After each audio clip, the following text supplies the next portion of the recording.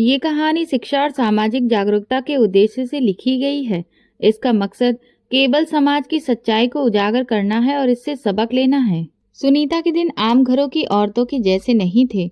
उसके अंदर हमेशा एक अनजाना डर रहता था। वो जानती थी कि उसका पति किसी भी वक्त घर की शांत हवा को भयंकर कलेश में बदल सकता है। उसका पति मनोज कभी कभी खामोश रहता, लेकिन ज्यादातर सख्त रवैये के साथ बात करता। वो एक मजदूर था और कभी कभार इधर उधर के कुछ छोटे मोटे काम कर लिया करता था, लेकिन उसका व्यवहार इतना सख्त था जैसे कि कहीं का तानाशाह हो। एक शाम सुनीता चूल्हा जला रही थी और बेटी कोने में अपने खिलौने से खेल रही थी। दरवाजे की आहट हुई तो उसके दिल की धड़कन तेज हो गई। मनोज घर आया, बड़े ही रौब के साथ चारपाई पर बैठा। उसका अंदाज बिल्कुल ऐसा था जैसे कि वो सुनीता और उसकी बेटी के लिए 2 वक्त की रोटी देकर बहुत बड़ा एहसान कर रहा हो। खाना तैयार है? मनोज ने तेज आवाज में पूछा। सुनीता ने नरमी से हड़बड़ाकर कहा, जी बस तैयार है, अभी निकालती हूँ। मनोज ने बेटी की तरफ देखा जो मासूमियत से गुड़िया को झुला रही थी। ये बस दिन रात खेलती ही रहती है, पढ़ाई का भी कुछ वक्त है या नहीं? सुनीता ने आराम से कहा, मैं इसे खुद पढ़ाती हूँ, स्कूल का काम भी करवाती हूँ। मनोज ने अपने माथे पर बल डालते हुए कहा, ध्यान रखो, मुझे जरा सी भी ढिलाई बर्दाश्त नहीं है। ये जमाना अच्छा नहीं है, हर कदम पर नजर रखनी पड़ती है। सुनीता ने सर झुका लिया। उसने कभी पति के सामने बहस करने की कोशिश नहीं की थी। वो जानती थी कि अगर उसने एक भी शब्द ज्यादा बोला तो फिर शायद उसे मार भी खानी पड़ जाए और फिर घर का माहौल जहर से भरा हो जाएगा। उसकी बेटी रोशनी भागकर अपनी माँ की गोद में आकर बैठ गई। मनोज ने फिर से सख्त नजर बेटी पर डालकर कहा, देखो सुनीता, याद रखना, अगर इसे आज काबू में नहीं रखा तो कहीं ये हाथ से ना निकल जाए। जी आप ठीक कह रहे हैं, सुनीता ने धीरे से कहा, जबकि वो दिल में सोचती रही कि शायद इतनी सख्ती वाकई रोशनी के लिए अच्छी है। रात का खाना खामोशी में गुजरा। मनोज ने कुछ निवाले खाए और फिर अखबार खोलकर बैठ गया। रोशनी ने मासूमियत से कहा, पापा आप मेरे साथ खेलेंगे? मनोज ने अखबार से नजर हटाते हुए जवाब दिया, मेरे पास बेकार की चीजों के लिए वक्त नहीं है, जाओ पढ़ो जाकर, खेलने के लिए तुम्हारी माँ तो है तुम्हारे पास। रोशनी के चेहरे पर मासूम सा दुख उभर आया, लेकिन वो खामोश हो गई। सुनीता ने रोशनी के बालों पर हाथ फेरकर दिल ही दिल में प्रार्थना की कि हे भगवान, मेरी बेटी की किस्मत अच्छी करना। घर के हालात साधारण लेकिन सीमित थे। मनोज छोटा मोटा काम करके गुजारा करता। कभी कभी सैलरी कम पड़ जाती तो सुनीता को अपने जेवर गिरवी रखना पड़ जाते या फिर वो अपनी जरूरतें कम कर लेती, लेकिन शिकायत नहीं करती थी। वो जानती थी कि मनोज का मिजाज बर्दाश्त करने वाला नहीं है। एक दिन मोहल्ले की औरतें दरवाजे पर आईं। वो चाहती थीं कि सुनीता उनके साथ बैठकर कुछ वक्त गुजारे, लेकिन मनोज ने सख्ती से मना कर रखा था। औरत को घर के काम के सिवा किसी चीज की जरूरत नहीं होती, बेकार की बातों में वक्त बर्बाद ना करो, वो अक्सर कहता। सुनीता ने मुस्कुराते हुए औरतों को टाल दिया, लेकिन अंदर से दिल में इच्छा रह गई कि कभी वो भी अपनी पड़ोस की औरतों के साथ बैठ सके। शाम को मनोज घर लौटा तो उसका मूड बहुत खराब था। घर इतना बिखरा क्यों है? उसने दरवाजे से ऊंची आवाज में कहा। सुनीता घबराकर आगे बढ़ी। जी अभी बस सफाई कर ही रही थी। रोशनी खेलते खेलते चीजें बिखेर देती है। मैंने कहा था ना कि इसे काबू में रखा करो। अगर अभी से इसे नहीं संभाला तो आगे जाकर ये हाथ से निकल जाएगी। सुनीता खामोशी से सुनती रही। रोशनी कोने में सहमी खड़ी थी। उसके दिल में भी खौफ बैठता जा रहा था। रात को जब सब सो गए तो सुनीता जागती रही। चुपके से रोशनी के बाल सहलाती रही, दिल ही दिल में सोचती कि ये बच्ची एकमात्र उसकी उम्मीद है। भगवान ने 2 और बच्चे दिए थे, लेकिन वे जिंदा नहीं रह सके। अब यही एक बेटी उसकी जिंदगी का सहारा है। मनोज के सख्त रवैये ने घर का माहौल ऐसा बना दिया था कि बच्ची की मासूम इच्छाएं भी कैद में बदल गई थीं। सुनीता ने अपने दिल को काबू में रखते हुए अपने पति के हिसाब से ही चलना शुरू कर दिया था। रोशनी छोटी सी थी। मोहल्ले के दूसरे बच्चों की हंसी और खेल सुनती तो खिड़की के पीछे से झांक कर देखती, लेकिन दरवाजे से बाहर निकलने की इजाजत नहीं थी। एक दिन शाम का वक्त था। सूरज ढल रहा था और गली के बच्चे खेलने में व्यस्त थे। रोशनी खिड़की के पास खड़ी बार बार मुस्कुराने लगी। मम्मी, मैं भी खेलने जाऊं? सिर्फ थोड़ी देर के लिए, सुनीता ने धीरे से कहा। बेटी, तुम जानती हो ना कि पापा ने क्या कहा है, हमें उनकी बात माननी चाहिए। रोशनी का चेहरा बुझ गया। उसने जिद नहीं की, लेकिन आंखों में इच्छा साफ दिख रही थी। कुछ दिन बाद मनोज घर से बाहर गया। वो अक्सर दोपहर के वक्त घर पर नहीं होता था। रोशनी ने मौका देखा और अपनी मम्मी से कहा, मम्मी प्लीज, मैं एक बार गली में जाकर खेल लूं। सब बच्चे मुझे बुलाते हैं। मैं वादा करती हूँ कि जल्दी वापस आ जाऊंगी। सुनीता ने इधर उधर देखा। गली सुरक्षित लग रही थी। सब जान पहचान के लोग थे। दिल में अजीब सा डर उठ रहा था, लेकिन फिर बेटी की खुशी के लिए हाँ कर दी। ठीक है, लेकिन सिर्फ आधे घंटे के लिए। जैसे ही मैं बुलाऊंगी तुम तुरंत वापस आ जाना। रोशनी खुशी से दरवाजे की तरफ दौड़ी। गली में जाते ही दूसरे बच्चे उसे देखकर खुश हो गए। अरे, तुम भी आ गई, एक लड़की ने कहा। वे सब मिलकर लुक्का छिपी खेलने लगे। रोशनी के चेहरे पर वो पहली बार खुलकर मुस्कुराहट आई, जो एक लंबे अरसे से दब चुकी थी। सुनीता किचन से बार बार झांक कर देख रही थी। दिल सुकून में था कि रोशनी खुश है, लेकिन साथ ही डर लग रहा था कि कहीं मनोज अचानक घर ना आ जाए। जैसे ही कुछ वक्त गुजरा तो सुनीता ने तुरंत आवाज दी, रोशनी वापस आ जाओ बेटा। रोशनी ने मुंह बनाया, लेकिन माँ की सख्त आवाज सुनकर वो तुरंत लौट आई। अंदर आते ही सुनीता ने दरवाजा बंद कर लिया। रोशनी ने शरारत से कहा, मम्मी पापा को आप मत बताना। सुनीता ने मुस्कुराते हुए सिर हिलाया। अगर वादा करोगी कि तुम अब जिद नहीं करोगी। अगले दिन फिर से वही सब हुआ। बच्चे गली में खेल रहे थे और रोशनी खिड़की के पीछे खड़ी थी। बाहर से एक लड़की ने पुकारा, अरे रोशनी, हमारे साथ खेलो, कल जितना ही मजा आएगा। रोशनी के होठ हिलने ही वाले थे कि सुनीता ने तुरंत कहा, चुप हो जाओ, अगर किसी ने भी तुम्हारी आवाज सुन ली तो। रोशनी तो दुबक कर बैठ गई। मासूम आंखों में सवाल दिख रहे थे जो वो अपनी माँ से पूछ नहीं सकती थी। एक दिन स्कूल की बात भी आई। रोशनी छोटी क्लास में थी और कभी कभी शिकायत करती, मम्मी सब बच्चों की माएं उन्हें खुद स्कूल लेकर नहीं आती हैं, मैं अकेले क्यों नहीं जा सकती। सुनीता ने उसको बिठाकर समझाया, ये तुम्हारे पापा की मर्जी है। वो समझते हैं कि बाहर की दुनिया ठीक नहीं है। तुम्हारी सुरक्षा के लिए ही मैं साथ जाती हूँ। बेटी ने सर झुकाकर कहा, लेकिन मुझे तो बुरा लगता है। सब क्लास में मेरा मजाक उड़ाते हैं, कहते हैं तुम अभी छोटी बच्ची हो या फिर बड़ी हो गई हो। सुनीता के पास कोई जवाब नहीं था। उसने बस कहा, वक्त के साथ सब कुछ तुम्हें समझ आ जाएगा। घर की चार दीवारी रोशनी के लिए छोटी पड़ने लगी थी। वो कभी छत पर जाती तो कभी आंगन में रहती, लेकिन दिल में गली में खेलने की इच्छा हमेशा की तरह बाकी रह गई थी। कुछ दिन गुजरे। एक दोपहर मनोज अचानक जल्दी घर आ गया। रोशनी उस वक्त आंगन में खेल रही थी। दरवाजा बंद था मगर शोर सुनाई दे रहा था। मनोज ने सख्त लहजे में कहा, ये कैसा खेल है? सुनीता ने जल्दी से कहा, बेटी आंगन में खेल रही थी, बाहर नहीं गई थी। मनोज ने गुस्से से कहा, खबरदार अगर ये दीवार से भी बाहर झांकी तो फिर अंजाम अच्छा नहीं होगा। रोशनी ने माँ का हाथ पकड़ लिया। उसके दिल में खेलने की इच्छा के साथ साथ एक डर भी बैठ चुका था। वो जान गई थी कि पापा की नजरों से बचना आसान नहीं है। इस तरह से दिन पर दिन गुजरते गए। रोशनी की बचपन की ख्वाहिशें दबती गईं। वो बाहर खेलने की ख्वाहिश दिल में दफनाकर रहती थी। सिर्फ कभी कभार जब मनोज घर से बाहर होता, तभी सुनीता चुप चुप कर बेटी को थोड़ी देर के लिए खेलने भेज देती। लेकिन जैसे ही कदमों की आहट सुनाई देती, रोशनी दौड़कर अंदर आ जाती। ये रूटीन अब उनकी जिंदगी का हिस्सा बन चुका था। एक कैद के जैसा माहौल, जिसमें हंसी भी छुपकर आई और खेल भी ख्वाब के साए में खेले जाते थे। बेटी के दिन धीरे धीरे बदलने लगे थे। वो अब बड़ी क्लास में जाने लगी थी।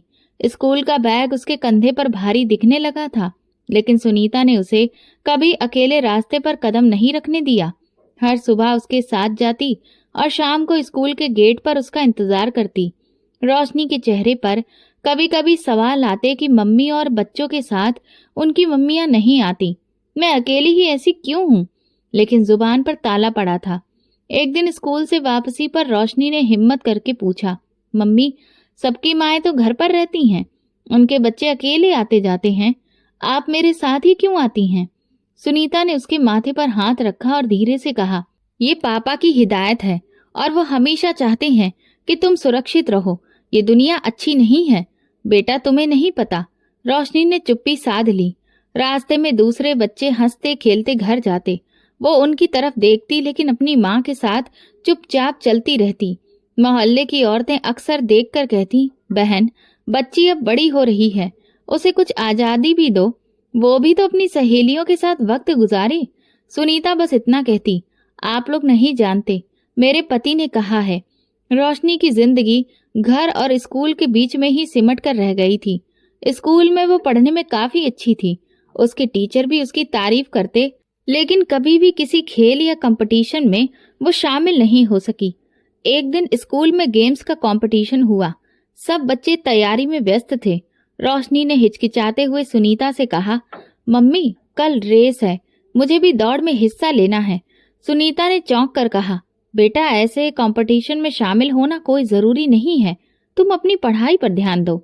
लेकिन सब लोग शामिल हो रहे हैं, टीचर ने कहा है कि ये भी तो पढ़ाई का हिस्सा है, रोशनी ने धीमे से कहा। सुनीता ने सोचा। घर आने के बाद जब उसने मनोज से इस बारे में बात की तो उसने गंभीरता से कहा, मैंने तुम्हें कहा था ना कि फिजूल की हरकतें नहीं करनी। स्कूल सिर्फ पढ़ने के लिए है, खेलने के लिए नहीं है। अगर ऐसे कंपटीशन में किसी ने भी उसका नाम डाला तो मैं स्कूल में जाकर खुद बात करूंगा। अगले दिन रोशनी स्कूल गई तो उसका नाम लिस्ट से काट दिया गया। क्लास की लड़कियां हैरान रह गईं, लेकिन रोशनी खामोशी से अपनी जगह पर बैठ गई। दिल में एक धड़कन रह गई कि शायद कभी उसे भी मौका मिलेगा। कुछ दिन बाद स्कूल में एनुअल फंक्शन के बारे में बताया गया। रोशनी ने ड्रामे में हिस्सा लिया। जब वो स्टेज पर आई तो सबने तालियां बजाईं। सुनीता ने पर्दे के पीछे से देखा तो आंखें भीग गईं, लेकिन वापसी पर रोशनी ने माँ से कहा, मम्मी, पापा को मत बताना, वो नाराज हो जाएंगे।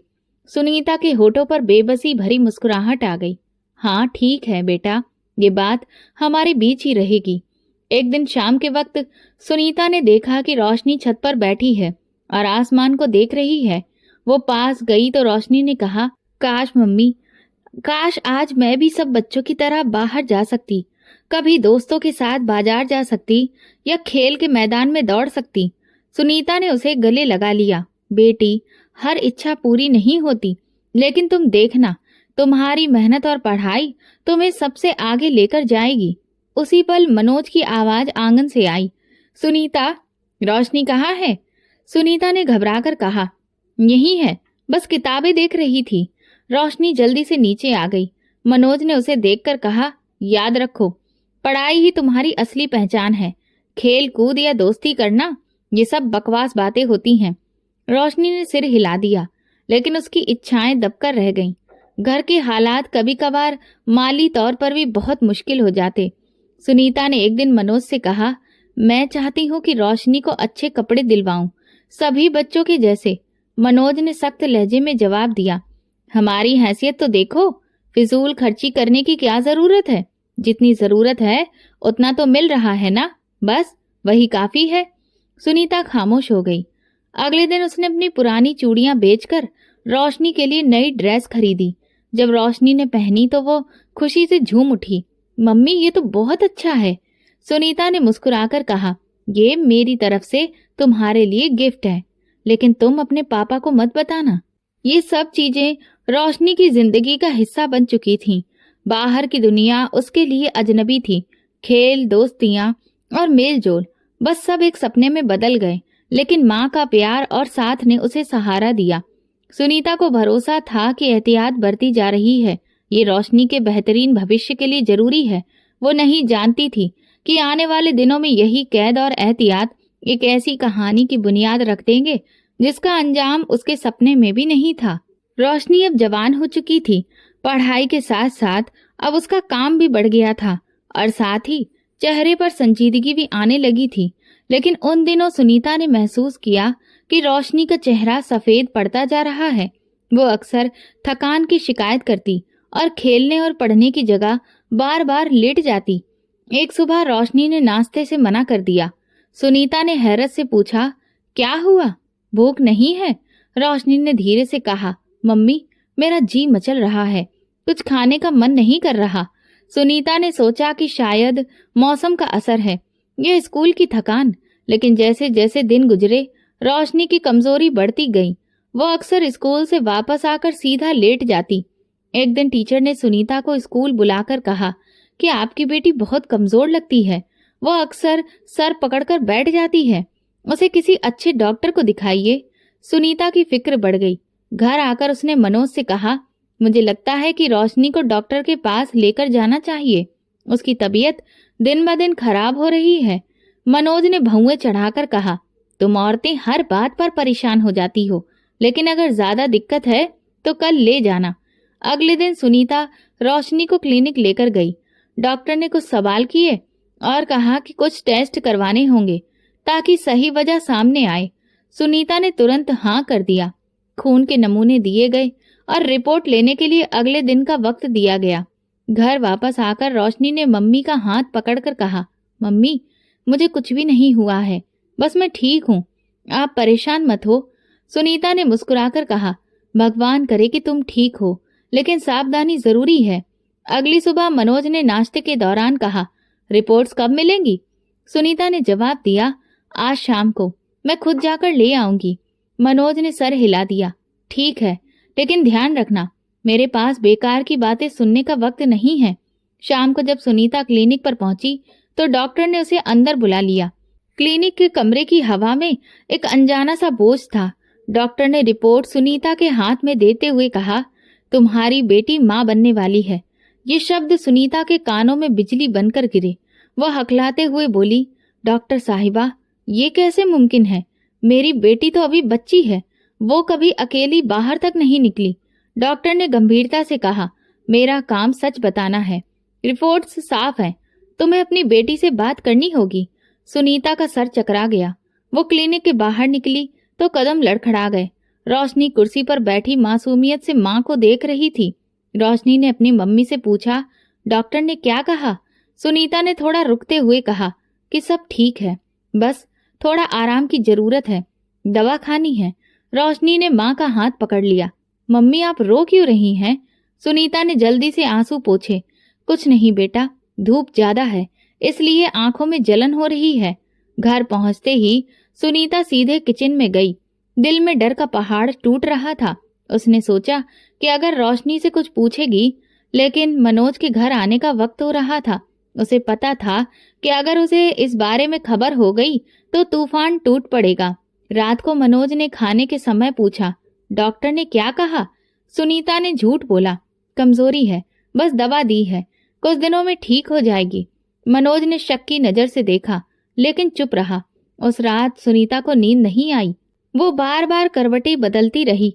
रोशनी दूसरे कमरे में सो रही थी। आधी रात को सुनीता उठकर उसके पास गई। रोशनी गहरी नींद में थी। उसने कांपते हाथों से रोशनी का सर सहलाते हुए धीरे से खुद से बोली, मेरी बच्ची, आखिर ये सब कैसे हो गया? अगले दिन उसने फैसला किया कि रोशनी से बात करनी है। मनोज जब दोपहर को काम पर गया तो उसने रोशनी को अपने पास बिठाकर पूछा, सच सच बताओ, क्या तुम्हारे साथ कुछ हुआ है? क्या तुम मुझसे कुछ छुपा रही हो? मुझे बताओ रोशनी। वो हैरानी से अपनी माँ को देखती रही। आप ऐसे सवाल क्यों कर रही हैं? मैं तो कभी बाहर भी नहीं जाती, मैं तो हमेशा आपके साथ ही रहती हूँ। सुनीता की आंखों में आंसू आ गए। फिर ये सब कैसे हुआ? रिपोर्ट्स गलत तो नहीं हो सकती? रोशनी ने मासूम लहजे में कहा, मम्मी मुझे कुछ भी नहीं पता, मैंने कुछ भी गलत नहीं किया। सुनीता ने उसके सर पर हाथ फेरते हुए कहा, मैं जानती हूँ कि तुम मासूम हो, लेकिन हकीकत बहुत भारी है। उसके बाद सुनीता ने मोहल्ले की ही एक पुरानी डॉक्टर से खुफिया तौर पर बात की। उन्होंने बिना कुछ पूछे रिपोर्ट देखी और कहा, ये रिपोर्ट बिल्कुल ठीक है, तुम्हें फैसला करना होगा कि आगे क्या करना है। सुनीता का दिल और डूब गया। उसने रोशनी को कड़ी नजर में रखना शुरू किया। स्कूल जाना भी बंद करवा दिया और ज्यादातर वक्त घर में ही रखती। सबको बस यही बताती कि तबीयत खराब है। एक दिन जब रोशनी अपनी कॉपी पर होमवर्क कर रही थी, सुनीता ने धीरे से पूछा, क्या तुम्हारे स्कूल में कोई ऐसा है जिसने तुम्हें परेशान किया हो? रोशनी ने चौंक कर कहा। नहीं मम्मी, सब लोग अच्छे हैं, कोई भी मुझे कुछ नहीं कहता। सुनीता ने सर पकड़ लिया। सच्चाई सामने थी, लेकिन कोई सिरा हाथ नहीं आ रहा था। कुछ दिनों के बाद मोहल्ले की औरतें घर आईं और हंसते हुए कहा, सुनीता बहन, तुम्हारी बेटी तो दिन ब दिन निखरती जा रही है, बड़ी खूबसूरत हो रही है। सुनीता के दिल पर तीर सा लगा। वो मुस्कुराई, लेकिन जख्म और गहरे हो गए। उस शाम सुनीता ने फैसला किया कि अब वो ये राज अपने सीने में ही दफन रखेगी। मनोज को पता चलने का मतलब था मौत या बदनामी। उसने रोशनी को सख्ती से कहा, बेटी, अब तुम कहीं नहीं जाओगी, स्कूल भी नहीं। हम यही कहेंगे कि तुम बीमार हो। रोशनी ने रुआसी आवाज में कहा, मम्मी, मेरा क्या कसूर है, स्कूल क्यों छोड़ूं? मैं सुनीता ने सख्त लहजे में कहा, ये सवाल मत करो, मैं तुम्हारा भला ही चाहती हूँ। घर का माहौल और भी बोझिल हो गया। रोशनी खामोश रहने लगी। खेलने की जगह ज्यादातर वक्त कमरे में गुजारती। सुनीता दिन रात उसके पास रहती, लेकिन हर वक्त दिल में एक ही डर पैदा हो रहा था, अगर ये राज मनोज को पता चल गया तो सब कुछ खत्म हो जाएगा। सुनीता अगले दिन दोबारा क्लिनिक पहुंची।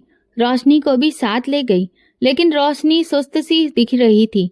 डॉक्टर ने उसकी रिपोर्ट्स को देखा और कहा कि मैं पहले ही बता चुकी हूँ कि ये कोई मामूली बात नहीं है, तुम्हें जल्दी ही फैसला लेना होगा। सुनीता ने हाथ जोड़कर कहा, डॉक्टर साहिबा, मैं आपकी मिन्नतें करती हूँ, आप मेरी बेटी की जान बचा लीजिए, कोई और रास्ता नहीं है। डॉक्टर ने सख्त लहजे में कहा, अबॉर्शन आसान नहीं है और तुम्हारी बेटी बहुत कम उम्र है, खतरा ज्यादा है, लेकिन अगर तुम कहती हो तो मैं कर दूंगी। सुनीता ने रोते हुए कहा, मैं तैयार हूँ, आप पैसे भी ले लीजिए, बस इस राज को छुपा लीजिए। रोशनी खामोश बैठी रही, ना हाँ किया ना किया, बस नीचे देखती रही। सुनीता ने उसका हाथ पकड़कर कहा, रोशनी, मैं तुम्हारे लिए सब कुछ कर रही हूँ, तुम परेशान मत हो। अबॉर्शन करवा दिया गया। रोशनी का चेहरा सफेद पड़ गया, शरीर और भी ज्यादा कमजोर हो गया। क्लिनिक से निकलते वक्त डॉक्टर ने सुनीता को सख्ती से कहा, ध्यान रखना, अभी ऐसा दोबारा कभी नहीं होना चाहिए। और हाँ, ये राज तुम्हारे सीने में ही रहे, अगर किसी को पता चल गया तो ये पुलिस केस भी बन सकता है। घर वापस आकर सुनीता के पैर कांप रहे थे।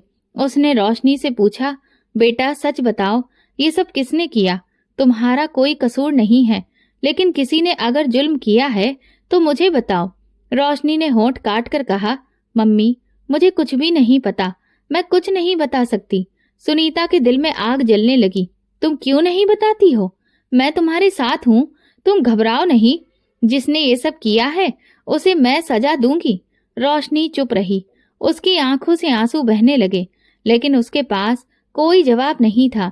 घर पहुंचकर सुनीता ने मनोज को बहाना बनाकर कहा, डॉक्टर ने कहा है कमजोरी है, कुछ दिन आराम की जरूरत है। मनोज ने सख्त लहजे में कहा, पढ़ाई छोड़ेगी तो दिमाग में खालीपन ही भरेगा। इसके खाने पीने का ध्यान रखो और दवाई वक्त पर दो। मुझे बार बार फालतू में डॉक्टर के क्लिनिक के चक्कर नहीं लगवाने हैं। सुनीता ने सर हिला दिया और रोशनी को कमरे में लिटाकर साथ में बैठ गई। रोशनी की हालत देखकर दिल कट रहा था, लेकिन जुबान पर खामोशी छाई थी। कुछ दिन के बाद स्कूल से एक चिट्ठी आई। उसमें लिखा हुआ था, आपकी बेटी लगातार एब्सेंट है, कृपा करके सही सही जानकारी दें। सुनीता ने उस लेटर को मनोज से छुपा लिया और सोच लिया कि अब स्कूल पूरी तरह से बंद करना ही पड़ेगा। उसने रोशनी से कहा, अब तुम स्कूल नहीं जाओगी, तुम्हारी सेहत ज्यादा जरूरी है। रोशनी ने रोते हुए कहा, मम्मी, मेरा दिल करता है कि मैं पढ़ूं, सबसे पीछे रह जाऊंगी मैं। सुनीता ने धीरे से कहा, देखो कुछ वक्त बाद देखेंगे, अभी के लिए यही ठीक है। मोहल्ले में औरतें जब पूछती रोशनी अब क्यों नहीं दिखती, तो सुनीता कह देती उसकी तबीयत बहुत खराब है, आराम कर रही है। एक दिन मनोज ने अचानक कहा, मैं कल रोशनी को खुद डॉक्टर के पास लेकर जाऊंगा, देखूंगा कि क्या दिक्कत है। रोशनी के दिल में हलचल मच गई। उसने जल्दी से कहा, नहीं, आपको जरूरत नहीं है, मैं कल उसे खुद लेकर जाऊंगी। ये सब औरतों वाले मामले हैं, इसलिए बेहतर है कि आप ना जाएं। मनोज ने टेढ़ी नजर से देखा, लेकिन फिर चुप हो गया। सुनीता ने दिल में सुकून महसूस किया कि अभी तक ये राज सुरक्षित है। अब रोशनी का ज्यादातर वक्त कमरे में गुजरता। वो कभी कॉपी खोलकर बैठती, कभी आंखें बंद करके लेट जाती। सुनीता हर वक्त उस पर नजर रखती। वो चाहती थी कि रोशनी अपने दिल का राज बता दे, लेकिन हर बार बस खामोशी मिलती। एक शाम सुनीता ने खिड़की से देखा कि बाहर मोहल्ले के बच्चे खेल रहे थे। रोशनी ने एक नजर डाली, लेकिन उसने तुरंत पर्दा डाल दिया। वो जान चुकी थी कि बाहर की दुनिया उसके लिए नहीं है। सुनीता के दिल में ख्याल आया कि शायद ये वक्त गुजर जाएगा और सब कुछ ठीक हो जाएगा, लेकिन अंदर ही अंदर वो जानती थी कि यह खामोश तूफान की शुरुआत है। कुछ दिनों के बाद मनोज ने कहा, रोशनी को ठीक करना जरूरी है। अगर वो ऐसे ही बीमार रही तो कल को लोग बातें बनाएंगे। सुनीता ने दबे लहजे में कहा, भगवान सब ठीक कर देगा, मैं उसकी देखभाल कर रही हूँ। लेकिन उस रात सुनीता ने रोशनी से आखिरी बार सवाल किया, मेरी बच्ची, तू मुझ पर भरोसा क्यों नहीं करती? कौन है वो जिसने ये जुल्म किया है? रोशनी रोते हुए बोली, मम्मी, मैं कुछ भी नहीं बता सकती। बस आप मेरा भरोसा करिए कि मैंने कुछ गलत नहीं किया, बाकी मुझे नहीं पता। सुनीता ने उसे अपने सीने से लगा लिया। उसके आंसू बहते रहे। वो जानती थी कि अब ये राज वक्त के साथ और भी ज्यादा भारी हो जाएगा, लेकिन फिलहाल उसके पास यही हल था कि डॉक्टर के पास जाकर किसी तरह इस मामले को खत्म किया जाए। अभी पहले मामले का जख्म ताजा ही था कि 3 महीने गुजरने के बाद सुनीता ने फिर से रोशनी की तबीयत में वही से बदलाव महसूस किया। बेचैनी, मतली होना, थकान, दिल में छुपा हुआ डर फिर से जाग उठा। सुनीता ने हिम्मत करके डॉक्टर से दोबारा बात करने का दरवाजा खटखटाया तो डॉक्टर ने चौंक कर कहा, तुम फिर से आ गई? मैंने तुमसे कहा था ना कि ख्याल रखना, ये बच्ची दोबारा से उम्मीद से है। सुनीता के तो होश ही उड़ गए। ये कैसे मुमकिन है? मैंने तो हर वक्त इस पर नजर रखी है। ये तो घर से बाहर भी नहीं निकली। डॉक्टर ने तल्ख लहजे में कहा, मैं अब और तुम्हारे ये बहाने नहीं सुन सकती। सच्चाई यही है, तुम्हें फैसला करना होगा। सुनीता ने रोक कर कहा, क्या ये मुमकिन है कि दोबारा अबॉर्शन करवा दिया जाए? मैं अपने पति के सामने ये सब आने नहीं दे सकती। डॉक्टर ने सख्ती से कहा, ये दूसरी बार है। बच्ची का शरीर बहुत कमजोर है, खतरा पहले से ज्यादा है, लेकिन अगर तुम चाहती हो तो मैं कर दूंगी। मेरा कहना यही है कि तुम अब पुलिस के पास जाओ। सुनीता रोते हुए कहने लगी, मैं ऐसा नहीं कर सकती। अगर गलती से भी मेरे पति को पता चल गया तो वो मुझे और मेरी बेटी दोनों को ही मार डालेगा। फिर सुनीता ने कांपती हुई आवाज में कहा, मैं मजबूर हूँ, पैसे लाई हूँ, लेकिन बस अब ये बोझ हटा दीजिए। रोशनी कुर्सी पर बैठी सब सुन रही थी, लेकिन जुबान पर एक शब्द नहीं आया। सुनीता ने उसका हाथ पकड़कर कहा, रोशनी, तुम बोलती क्यों नहीं? कौन है वो जिसने ये सब किया है? तुम मासूम हो, तुम्हारे साथ गलत हुआ है, तुम मुझे बता दो ताकि मैं कुछ कर सकूं।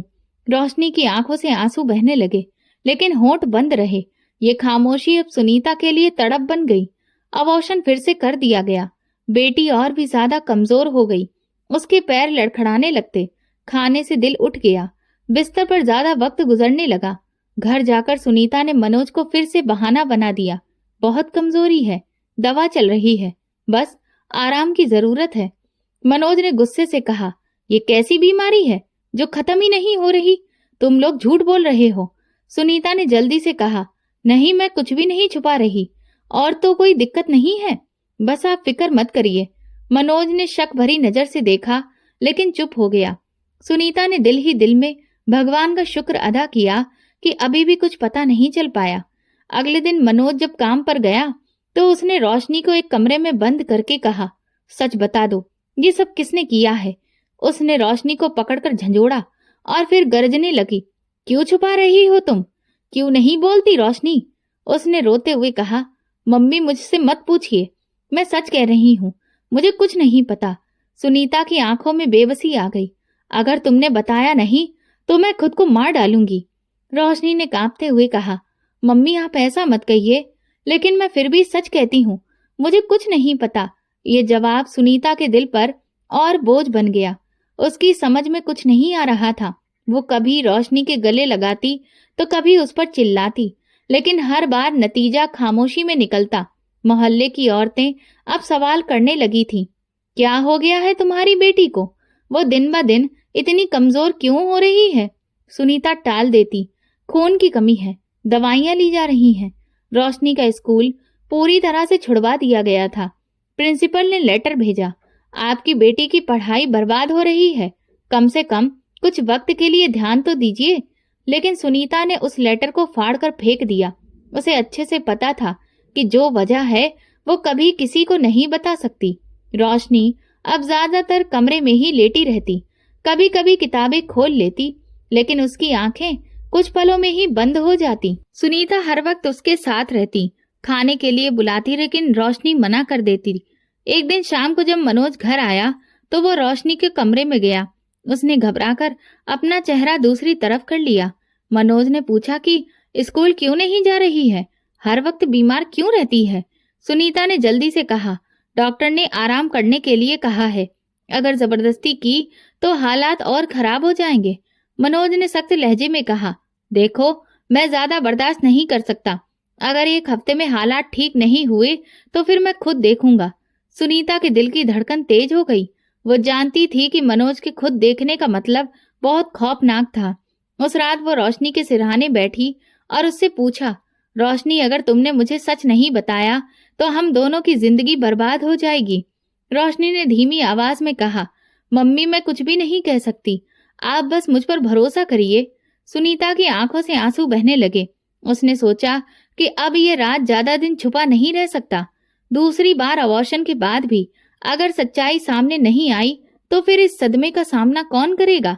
लेकिन फिलहाल वो बस रोशनी को सुला सकती थी और भगवान से प्रार्थना कर सकती थी कि कोई तो दिन ऐसा आए जब ये बोझ हल्का हो जाए। मगर दिल में एक अनजाना सा डर बैठ गया था कि अगली आंधी अब ज्यादा दूर नहीं है। एक दिन स्कूल की प्रिंसिपल खुद घर आ गईं। उन्होंने सुनीता से कहा, हमने सुना है कि रोशनी की तबीयत बहुत खराब है, लेकिन देखिए पढ़ाई भी जरूरी है, कम से कम उसे होमवर्क घर पर ही करवाइए। सुनीता ने नरमी से कहा, जी, लेकिन फिलहाल उसकी हालत ऐसी नहीं है कि वो पढ़ सके। प्रिंसिपल ने अफसोस से सिर हिलाया और वापस चली गईं। दूसरी बार का जख्म अभी ताजा ही था कि बस सिर्फ 6 महीने बीतने के बाद सुनीता ने फिर से वही निशानियां रोशनी में देखी। रोशनी का रंग सफेद पड़ने लगा, उल्टियां बार बार होने लगी। सुनीता ने पहले तो खुद को तसल्ली दी कि शायद ये दवा के असर की वजह से है, लेकिन दिल में फिर से वही डर उठा। आखिरकार वो रोशनी को लेकर फिर से क्लिनिक पहुंची। डॉक्टर ने रिपोर्ट देखते ही माथा पकड़ लिया। सुनीता, तुम्हारे साथ क्या दिक्कत है? ये बच्ची तीसरी बार उम्मीद से है। सुनीता का तो दिमाग ही सुन्न पड़ गया। नहीं, ये मुमकिन नहीं है। मैंने हर पल इस पर नजर रखी है, ये तो कहीं बाहर भी नहीं जाती है। डॉक्टर ने कठोर लहजे में कहा, मैं सच्चाई को बदल नहीं सकती, लेकिन अब की बार खतरा बहुत ज्यादा है। अगर तीसरी बार अबॉर्शन किया गया तो ये बच्ची मर सकती है। इसका शरीर पहले ही बहुत कमजोर है। सुनीता की आंखों से आंसू बहने लगे। डॉक्टर साहिबा, मेरे पास कोई और रास्ता नहीं है। अगर मेरे पति को पता चल गया तो वो मेरी बेटी को जिंदा नहीं छोड़ेगा। आप बस रहम कीजिए। डॉक्टर ने गुस्से से कहा, तुम्हारी जिद इस मासूम की जान ले सकती है, तुम्हें सोचना होगा। सुनीता ने कांपते हुए कहा, मैं मजबूर हूँ, ऑपरेशन कर दीजिए। मैं अपनी बेटी की लाश तो बर्दाश्त कर लूंगी, लेकिन उसकी बदनामी नहीं। रोशनी कुर्सी पर बैठी सब सुन रही थी। उसके होंठ कांप रहे थे, लेकिन जुबान फिर भी बंद थी। सुनीता ने उसका हाथ पकड़कर कहा, रोशनी, तुम क्यों चुप हो? आखिर ये सब कौन कर रहा है? रोशनी की आंखों से आंसू बहे, लेकिन वो कुछ नहीं बोली, सिर्फ सिर झुकाकर बैठ गई। डॉक्टर ने सुनीता की जिद के आगे हार मान ली। ठीक है, लेकिन पहले एक कागज पर तुम्हें दस्तखत करने होंगे कि अगर तुम्हारी बेटी की जान गई तो जिम्मेदार तुम खुद होगी। सुनीता ने कांपते हाथों से दस्तखत कर दिए। दिल में एक ही ख्याल था कि ये राज मनोज तक नहीं पहुंचना चाहिए। क्लिनिक का वो दिन सुनीता की जिंदगी का सबसे काला दिन बन चुका था। डॉक्टर ने पहले ही कह दिया था कि अब की बार खतरा बहुत ज्यादा है, लेकिन सुनीता के सामने और कोई रास्ता नहीं था। मनोज को खबर मिलती तो अंजाम बर्दाश्त नहीं हो पाता। डॉक्टर ने ऑपरेशन थिएटर के अंदर जाने से पहले एक बार फिर सुनीता से कहा, देखो, मैं फिर से कह रही हूँ, अगर बच्ची की जान गई तो जिम्मेदार मैं नहीं होंगी। तुम्हारे दस्तखत पहले ही लिए जा चुके हैं।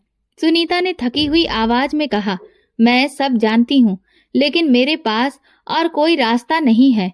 रोशनी को ऑपरेशन थिएटर में ले जाया गया। जाते वक्त उसने सुनीता का हाथ पकड़ा। सुनीता ने कांपती आवाज में कहा, रोशनी, मैं तुम्हारे साथ हूँ, हिम्मत रखो। रोशनी ने मासूम नजर से अपनी माँ को देखा। उसकी आंखों में बहुत सारी कहानियां थीं, लेकिन होंठ फिर भी बंद रहे।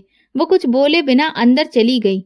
ऑपरेशन थिएटर का दरवाजा बंद होते ही सुनीता बाहर बेंच पर बैठ गई। उसके कान हर आहट पर खड़े हो जाते। कभी वो भगवान से प्रार्थना करती तो कभी तेज डर उठने लगता। वक्त काटना मुश्किल हो गया था। लम्हे जैसे घंटों में बदल गए। सुनीता बाहर कुर्सी पर बैठी कांप रही थी। हर पल उसे ऐसा लगता जैसे दरवाजा खुलेगा और अंदर से बुरी खबर आएगी। अचानक तभी ऑपरेशन थिएटर का दरवाजा खुला। डॉक्टर और नर्स तेजी से बाहर आईं। उनके चेहरों पर अफसोस था। सुनीता भागकर आगे बढ़ी। क्या हुआ? मेरी बेटी ठीक है ना? डॉक्टर ने गहरी सांस ली और आंखें झुका ली। हमने बहुत कोशिश की, लेकिन उसका शरीर और ज्यादा बर्दाश्त नहीं कर सका। आपकी बेटी नहीं रही। सुनीता के पैरों तले जमीन निकल गई। उसकी चिल्लाहट हवा में गूंज गई। नहीं, ये मुमकिन नहीं है। मेरी बेटी मुझे छोड़कर नहीं जा सकती। नर्सों ने उसे संभालने की कोशिश की, लेकिन सुनीता पागलों की तरह रोने लगी। डॉक्टर, आप झूठ बोल रही हैं। उसे वापस ले आइए, डॉक्टर ने हमदर्दी से कहा। सुनीता, हमने सब कुछ किया, लेकिन ये बच्ची पहले ही बहुत कमजोर थी।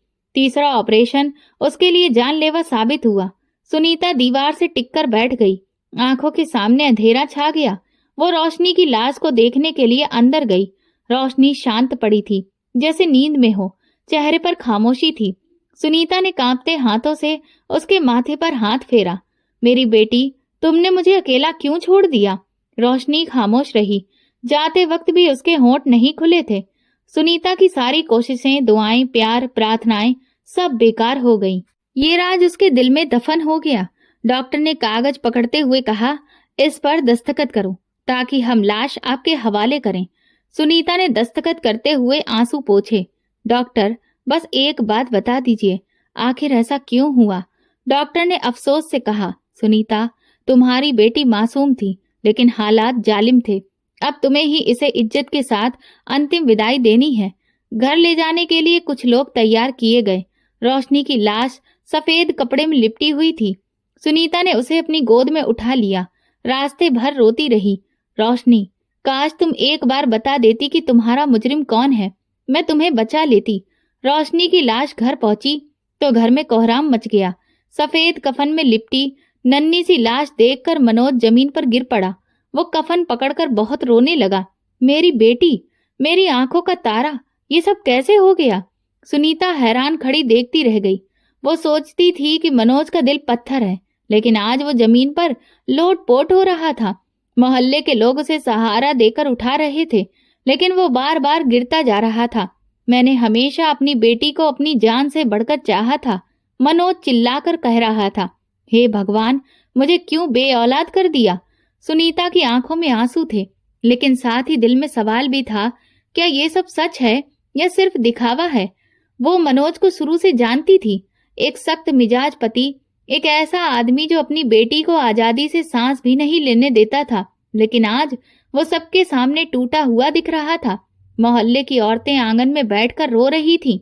एक औरत ने कहा, मनोज भाई अपनी बेटी पर जान छिड़कते थे, देखो कैसे बिखर गए हैं। दूसरी ने कहा, सुनीता बहन सब्र करो, बेटियां तो भगवान का दिया आशीर्वाद होती हैं, और तुम्हारी तो ये इकलौती बेटी थी। सुनीता ने बस सिर झुका लिया। वो जवाब नहीं दे सकी। सारी रात लाश घर के बीचों बीच रखी गई।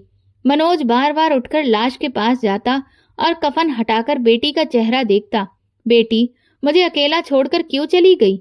मैंने कभी तुम्हें तकलीफ नहीं दी। सुनीता के दिल में चुभन हुई। नहीं, तुमने हमेशा उसके साथ सख्ती की, उसे कैद में रखा, और आज कह रहे हो कि तुमने उसे तकलीफ नहीं दी। लेकिन ये शब्द जुबान पर नहीं आए। वो बस खामोश रही। रात गए तक मातम का सिलसिला जारी रहा। मोहल्ले के लोग आते जाते रहे। कोई मनोज को दिलासा देता, कोई सुनीता को, लेकिन दोनों के दिल में एक ही आग जल रही थी। जब सब लोग जा चुके थे, आंगन में खामोशी छा गई। सिर्फ रोशनी की लाश पड़ी थी। मनोज रोशनी की लाश के पास बैठा धीरे धीरे बातें कर रहा था। जैसे रोशनी सुन रही हो। तुम्हें याद है जब मैं तुम्हारे लिए पहली बार किताब खरीद कर लाया था, तुम कितनी खुश हुई थी, और आज तुम मुझे छोड़कर चली गई। सुनीता ने हैरत से देखा। उसने मनोज को कभी इस तरह से बात करते नहीं देखा था। अपनी बेटी के साथ प्यार भरे ये शब्द सुनीता के लिए बिल्कुल अजनबी थे। सुनीता पास आई और धीरे से बोली, मनोज, अपनी बेटी के लिए प्रार्थना करो, वो अब कभी वापस नहीं आएगी। मनोज ने रोते हुए कहा, मैंने हमेशा इसकी सुरक्षा ही चाही। मैंने कभी इसका बुरा नहीं सोचा, लेकिन किस्मत ने हम दोनों को उजाड़ दिया। सुनीता ने दिल में सोचा, अगर तुम सच में उसकी सुरक्षा चाहते तो शायद आज अंजाम कुछ और होता, लेकिन वो ये बात बोल न पाई। अगले दिन अंतिम विदाई की तैयारी हुई। घर के आंगन में उसकी अर्थी रखी गई और मोहल्ले वाले दुख जताने लगे। ऐसे में तभी दरवाजे पर जोर से दस्तक हुई। अचानक से पुलिस की वर्दी पहने हुए बहुत सारे लोग अंदर दाखिल हुए। सबके चेहरों पर हैरानी छा गई। एक पुलिस वाला तेज आवाज में बोला, मनोज, तुम्हें हमारे साथ चलना होगा। मनोज ने चौंक कर कहा, मैं? लेकिन मेरी क्या गलती है? मेरी बेटी तो अभी मरी है और तुम लोग मुझे पकड़ने आ गए। सुनीता दौड़कर आगे आई। ये आप लोग क्या कह रहे हैं? हमारे घर में मातम पसरा है। ये वक्त है किसी को गिरफ्तार करने का। पुलिस वालों ने सख्त लहजे में कहा, देखिए मैडम, हमें अपना फर्ज निभाने दीजिए। आपके पति पर बहुत ही संगीन इल्जाम है। मोहल्ले वाले हैरान खड़े देखते रहे। कोई समझ नहीं पाया कि बेटी की अंतिम विदाई वाले दिन पुलिस क्यों आई है। मनोज ने हाथ झटक कर कहा, मैं कुछ भी नहीं जानता। ये सब आप गलत कह रहे हैं। मुझे बदनाम करने की कोशिश की जा रही है। पुलिस वाले ने उसकी कलाई पकड़कर हथकड़ी डाल दी। तुम्हें अदालत में सब कुछ बताने का मौका मिलेगा। अभी तुम हमारे साथ चलो। सुनीता के पैरों तले जमीन निकल गई। वो चिल्ला पड़ी, ये कैसा इल्जाम है? मेरा पति बेकसूर है। आखिर उसने क्या किया है? उसी पल एक पुलिस ऑफिसर आगे बढ़ा। उसने कागज खोला और बोला, आपको शायद पता नहीं है, लेकिन आपके पति के 2 साथी कल रात पकड़े गए हैं। उनके बयान में सब कुछ साफ हो गया है। सुनीता ने कांपते हुए कहा, क्या सामने आया है? ऑफिसर ने सबके सामने कहा, आपका पति अपने साथियों के साथ मिलकर किराए के मकान में कोठा चलाता था। वहां वो लड़कियों को जबरदस्ती ले जाकर काम करवाता था और बेचता भी था। और ये भी पता चला है कि वो अपनी ही बेटी को वहां पर लेकर जाता था। ये सुनते ही पूरे घर पर जैसे कयामत टूट पड़ी। औरतें हे भगवान कहकर अपना मुंह छुपाने लगी और सारे आदमी एक दूसरे को हैरत से देखने लगे। सुनीता ने दिल पर हाथ रखकर कहा, नहीं, ये झूठ है। मेरा पति ऐसा नहीं कर सकता। इसने तो हमेशा अपनी बच्ची पर सख्ती की थी, उसकी सुरक्षा की। पुलिस ऑफिसर ने तेज लहजे में कहा, यही सख्ती थी ताकि असली खेल छुपाया जा सके। इसके साथियों ने सब कुछ बयान कर दिया है। वो कहते हैं कि तुम्हारा पति तुम्हें हर रात बेहोश करने के लिए खाने में थोड़ी सी नशीली दवा दे देता था और फिर तुम्हारी बेटी को लेकर अड्डे पर जाता था। सुनीता के कानों में घंटियां बजने लगीं। वो दीवार से टकराकर बैठ गई। हे भगवान, ये सब क्या है?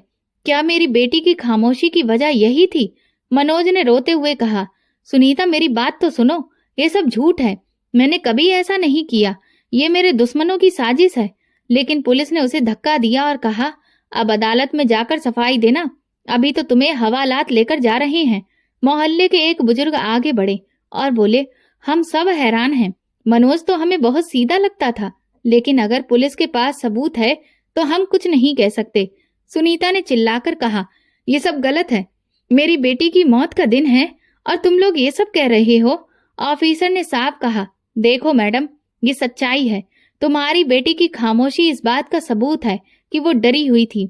उसके 2 अबॉर्शन का रिकॉर्ड भी हमारे पास क्लिनिक से आ चुका है। ये सब कुछ खुद ये बता रहा है कि वो किस नरक से गुजर रही थी। सुनीता ने बेटी की तरफ देखा और उसकी आंखों से आंसू बहने लगे। रोशनी, तुमने मुझे क्यों नहीं बताया? तुमने मेरा दिल क्यों जलाया? और मनोज को ले जाया गया।